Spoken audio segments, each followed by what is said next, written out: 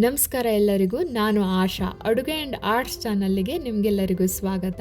ಇವತ್ತು ನಾನು ಒಂದೊಳ್ಳೆ ರಸಮ್ ಮಾಡೋದನ್ನು ಹೇಳ್ಕೊಡ್ತಾ ಇದ್ದೀನಿ. ಇದು ತುಂಬಾ ಪೌಷ್ಟಿಕವಾಗಿರುವಂಥದ್ದು. ಅದಕ್ಕೋಸ್ಕರ ನೀವು 15 ದಿನಕ್ಕೊಂದ್ಸಲನಾದರೂ ಈ ರಸಮ್ ಮಾಡಿ ಕುಡಿತಾ ಇರಿ. ಆರೋಗ್ಯ ಕೂಡ ಸುಧಾರಣೆ ಆಗುತ್ತೆ.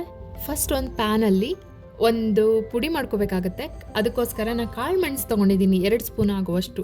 ನೋಡಿ, ಈ ಮಳೆ ಬೀಳೋ ಟೈಮಲ್ಲಿ ಅದು ಕೋಲ್ಡ್ ಈ ಥರ ಎಲ್ಲ ಆಗಿಬಿಟ್ರೆ ಆ ಟೈಮಲ್ಲಿ ಈ ರಸಮ್ ಕುಡೀರಿ. ನಿಜವಾಗ್ಲೂ ಆರೋಗ್ಯಕ್ಕೆ ತುಂಬ ಒಳ್ಳೆಯದು. ಖಾರವಾಗಿರುತ್ತೆ, ದೇಹ ಕೂಡ ಬೆಚ್ಚಗಿರುತ್ತೆ. ಈಗ 2 ಸ್ಪೂನ್ ಆಗುವಷ್ಟು ಜೀರಿಗೆ ಹಾಕ್ಕೊಳ್ತಾ ಇದ್ದೀನಿ. ಆದಷ್ಟು ಸಣ್ಣ ಊರಲ್ಲಿ ನಾವು ಇದನ್ನು ಮಾಡ್ಕೋಬೇಕಾಗತ್ತೆ. ಫಸ್ಟ್ ಕಾಳು ಮೆಣಸು ಹಾಕೊಳ್ಳಿ, ಆಮೇಲೆ ಜೀರಿಗೆನ ಹಾಕ್ಕೊಂಡು ಇದು ಮಾಡ್ಕೋಬೇಕಾಗತ್ತೆ. ಇವಾಗ ತಣ್ಣಗೆ ನಾನಿಲ್ಲಿ ಅಕ್ಕಿ ತೋರಿಸ್ತಾ ಇದ್ದೀನಿ, ಅನ್ಪಾಲಿಶ್ಡ್ ಅಕ್ಕಿ. ಇದರಿಂದ ತಗೊಳ್ಳುವಂಥ ನೀರೇನಿದೆ ನಮ್ಮ ದೇಹಕ್ಕೆ ಪೌಷ್ಟಿಕಾಂಶ ತಂದುಕೊಡುತ್ತೆ. ಅದರ ಜೊತೆಗೆ ಯಾರೆಲ್ಲ ಬಾಣಂತಿಯರಿದ್ದಾರೆ ಅವರಿಗೆ ಈ ನೀರನ್ನು ಕೊಡೋದ್ರಿಂದ, ಅಂದರೆ ಡೈರೆಕ್ಟ್ ಅಲ್ಲ, ನಾವು ಆಹಾರ ರೂಪದಲ್ಲೂ ಕೊಡ್ಬೋದು, ಇಲ್ಲ ಕುದಿಸ್ಬಿಟ್ಟು ಕೊಡ್ಬೋದು.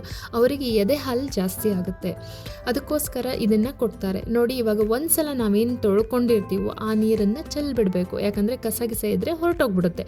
2ನೇ ಟ್ರಿಪ್ಪು ನೀವು ಅಕ್ಕಿಯನ್ನು ಚೆನ್ನಾಗಿ ತೊಳೆದ್ಬಿಟ್ಟು ಇವಾಗ ತಗೋಬೇಕಾಗತ್ತೆ. ಇವಾಗ ಸಾಮಾನ್ಯವಾಗಿ ಪಾಲಿಶ್ ಅಕ್ಕಿಗಳನ್ನೇ ನಾವು ಬಳಸೋದ್ರಿಂದ ದೇಹದಲ್ಲಿ ಏನೂ ಪೌಷ್ಟಿಕಾಂಶ ಸಿಗಲ್ಲ. ಈ ರೀತಿಯಾಗಿ ನೀವು 15 ದಿನಕ್ಕೊಂದ್ಸಲ ರಸಮ್ ಮಾಡಿ ಕುಡಿತಾ ಇರ್ತಾರೆ. ತುಂಬ ಆರೋಗ್ಯ ಕೂಡ ಸುಧಾರಿಸುತ್ತೆ. ನೋಡಿ, ಇವಾಗ ನನಗೆ 4 ಗ್ಲಾಸ್ ಮಾಡ್ಕೊಂಡಿದ್ದೀನಿ ಈ ಅಕ್ಕಿ ತೊಳೆದ ನೀರು. 2 ಗ್ಲಾಸ್ ಮಾತ್ರ ಕುಕ್ಕರಿಗೆ ಹಾಕ್ಕೊಳ್ತಾ ಇದ್ದೀನಿ. ನಾನು ಮಾಡಿಟ್ಕೊಂಡಿರುವಂಥದ್ದು ಜೀರಿಗೆ ಮತ್ತು ಕಾಳುಮೆಣಸು ಇವಾಗ ಆರಿರೋದನ್ನ ಪೌಡ್ರ್ ಮಾಡ್ಕೊಳ್ತಾ ಇದ್ದೀನಿ. ಆದಷ್ಟು ನಯಸ್ಸಾಗಿ ಪೌಡ್ರ್ ಮಾಡಿಕೊಡ್ಬೇಕು. ಇದು ಚಳಿ ಇದ್ದವರಿಗೂ ಕೂಡ ಚಳಿಗಾಲದಲ್ಲಾಯಿತು ಮಳೆಗಾಲದಲ್ಲಾಯಿತು ಯೂಸ್ ಆಗುತ್ತೆ. ತುಂಬ ಇಡುತ್ತೆ ದೇಹವನ್ನು. ಕೋಲ್ಡ್ ಆದವರು ಇದನ್ನು ಕುಡಿಬೋದು ರಸಮನ್ನು. ಇವಾಗ 2.5 ಸ್ಪೂನ್ ಆಗುವಷ್ಟು ನಾನು ಮಾತ್ರ ಹಾಕ್ಕೊಂಡಿದ್ದೀನಿ ಕಾಳುಮೆಣಸು ಜೀರಿಗೆ ಪೌಡ್ರು. ಅದರ ಜೊತೆಗೆ 1/4 ಟೀ ಸ್ಪೂನ್ ಆಗುವಷ್ಟು ಮಾತ್ರ ರಸಮ್ ಪುಡಿ ಹಾಕ್ಕೊಂಡಿದ್ದೀನಿ. ಮನೇಲಿ ಮಾಡಿದ್ದಾದರೂ ಇನ್ನೂ ತುಂಬ ಚೆನ್ನಾಗಿರುತ್ತೆ. ಒಂದು 2 ಟೊಮೆಟೊ ಹಾಕ್ಕೊಳ್ಳೋಣ. ಅದ್ರ ಜೊತೆಗೆ ಉಪ್ಪು ಹಾಕ್ಕೊಳ್ತಾ ಇದ್ದೀನಿ.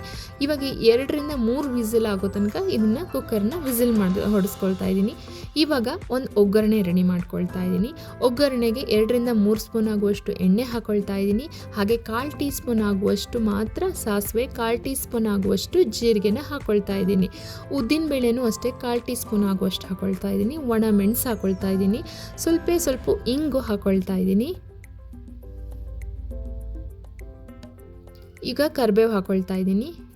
ಹಳೆ ಕಾಲದಲ್ಲಿ ಅಕ್ಕಿ ತೊಳೆದ ನೀರಿಂದ ಈ ರೀತಿ ಮಾಡಿ ಕೊಡೋರು ದೇಹಕ್ಕೆ ಆರೋಗ್ಯಕ್ಕೆ ತುಂಬ ಒಳ್ಳೆಯದು ಅಂತ ಹಳೆ ಕಾಲದ ಅಜ್ಜಿಯಂದಿರೆಲ್ಲ ಈ ಥರ ಮಾಡಿ ಕೊಡ್ತಾಯಿದ್ರು ಮನೆಯಲ್ಲಿ. ಸೊ ಇವಾಗ ನಾನು ಈ ಒಂದು ರೆಸಿಪಿನ ಟ್ರೈ ಮಾಡ್ತಾಯಿದ್ದೀನಿ. ನೋಡಿ, ಈಗ ಟೊಮೆಟೊ ಹಣ್ಣು ಬೆಂದಿದೆಯಲ್ಲ, ಅದರ ಸಿಪ್ಪೆನ ಎತ್ಕೊಬಿಡಬೇಕಾಗತ್ತೆ.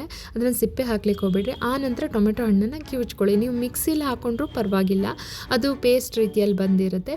ಇವಾಗ ನೋಡಿ, ಉಳ್ಕಿದ ಅಕ್ಕಿ ನೀರಿತ್ತಲ್ಲ ಅದನ್ನು ಹಾಕ್ಕೊಂಡ್ಬಿಟ್ಟು ಕುದಿಸ್ಕೊಳ್ತಾ ಇದ್ದೀನಿ. ಎಷ್ಟು ತೆಳು ಬೇಕು ನಮ್ಗೆ ಕುಡಿಲಿಕ್ಕೆ ಅದನ್ನು ನೋಡಿಕೊಂಡು. ಸ್ವಲ್ಪ ಕೊತ್ತಂಬರಿ ಸೊಪ್ಪು ಹಾಕ್ಕೊಂಡ್ರೆ ತುಂಬ ಚೆನ್ನಾಗಿರುತ್ತೆ. ಇವಾಗ ಕುದ್ದಾದನ್ನು ಒಂದು ಸ್ಟೀಲ್ ಪಾತ್ರೆಗೆ ಹಾಕ್ಕೊಳ್ತಾ ಇದ್ದೀನಿ. ಅದಾದ ನಂತರ ನಾನು ಒಗ್ಗರಣೆ ಏನು ಮಾಡ್ಕೊಂಡಿದ್ನಲ್ಲ ಅದನ್ನು ನಾನು ಇದಕ್ಕೆ ಹಾಕೋಬೇಕಾಗತ್ತೆ.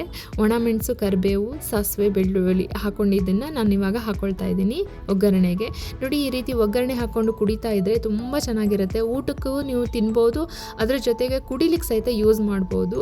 ದೇಹದ ಆರೋಗ್ಯ ಇನ್ನೂ ಸುಧಾರಿಸುತ್ತೆ. ಒಂದ್ಸಲ ಈ ರೆಸಿಪಿನ ಮಾಡಿ ನೋಡಿ. ಹಾಗೆ ನನ್ನ ಚಾನಲ್ನ ಸಬ್ಸ್ಕ್ರೈಬ್ ಮಾಡಿ, ವಿಡಿಯೋ ಕೂಡ ಲೈಕ್ ಮಾಡಿ, ಶೇರ್ ಮಾಡಿ ಪ್ಲೀಸ್.